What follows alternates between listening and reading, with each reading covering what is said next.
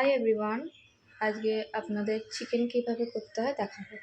এখানে 600 মতন লেগ পিসের চিকেন নিয়েছি। আর এখানে 5টা বড় মিডিয়াম সাইজের আলু নিয়েছি, 4 টুকরো করে কেটে নিয়েছি। এখানে মিক্সড একটা মশলা করে রেখেছি, যেটার মধ্যে আছে হলুদ গুঁড়ো, জিরে গুঁড়ো, ধনে গুঁড়ো, কাশ্মীরি লঙ্কা গুঁড়ো, আর লাল লঙ্কার গুঁড়ো, নুন আর একটু গরম মশলা সানরাইজের। এখানে আমি লম্বা করে পেঁয়াজ কেটে রেখেছি, 2টো বড় সাইজের পেঁয়াজ নিলেই হয়ে যাবে। আর এখানে আছে চিনি, 3টে এলাচ আর 2টো দারচিনি। এবার চলো কিভাবে করি পদ্ধতিটা দেখাই। কড়াই বসিয়ে দিয়েছি, এবার আমি তেল দেবো। এবার অল্প একটু তেল দিয়ে ভালো করে এটা গরম হলে আলুগুলো ছেড়ে দেবো। এবার আলুগুলোকে হালকা করে লাল লাল করে ভেজে নেবো। ঠিক এইভাবে লাল লাল হয়ে গেলে আমি আলুগুলোকে তুলে রাখবো অন্য পাত্রে।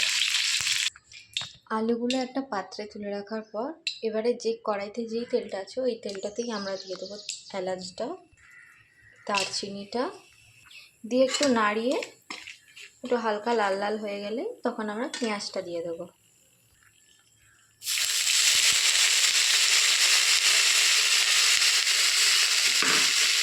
এবার অল্প আছে পেঁয়াজটাকে ভালো করে লাল লাল করে ভেজে নেব।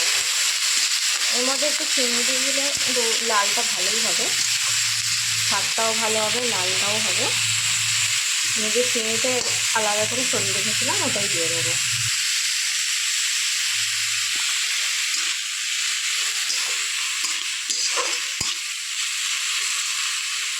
লো টু মিডিয়াম আছে, ওটাকে একটু লাল লাল করে ভাজবো।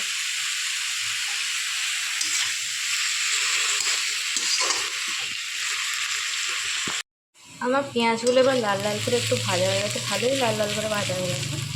এবার আমি যেরকম করি যে মাংসগুলোকে সেদ্ধ করার জন্য আমি আর পেঁয়াজের মধ্যেই মাংসগুলো দিয়ে আমি একটু কষিয়ে নিই।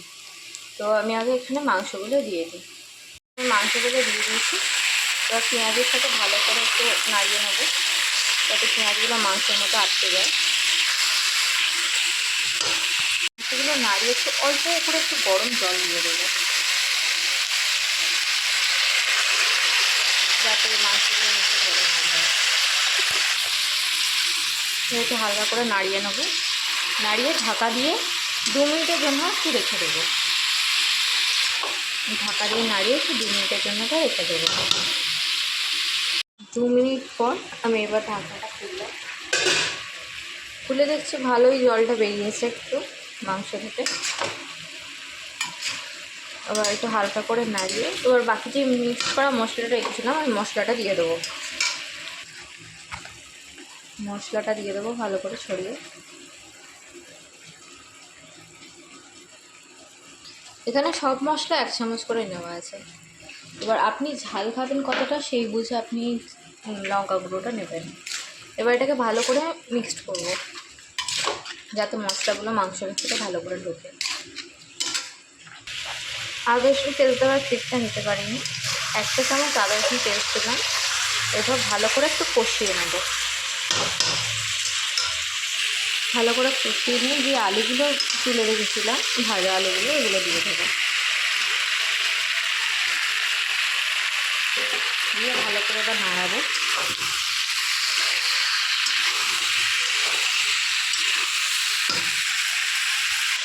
একটু উষ্ণ গরম জল দিয়ে নিয়েছি যাতে নিচে মশলাগুলো ধরে না যায়। এবার মাংসগুলো ভালো করে গায়ে লাগাবো মশলাগুলো। তারপর একটু এখন হাই আছে একটু এরপরে লো ফ্লেমে এটাকে হতে দেবো। মাংসটা ভালো করে কষানো হয়ে গেছে আমার। এর মধ্যে এবার গরম জল আমি ঢেলে দেবো। এবার হাই আছে আর একটু আমি সেদ্ধ হওয়ার জন্য রেখে দেবো। আলুগুলো এখনও সেদ্ধ হয়নি, আলুগুলো বাকি আছে, তো আলুগুলো সেদ্ধ হওয়ার জন্য রেখে দেবো। মাংসটা নেওয়ানোর সময় ক্লিপ নেওয়া হয়নি, কিন্তু মাংসটা হয়ে খুব সুন্দর খেতে হয়েছে।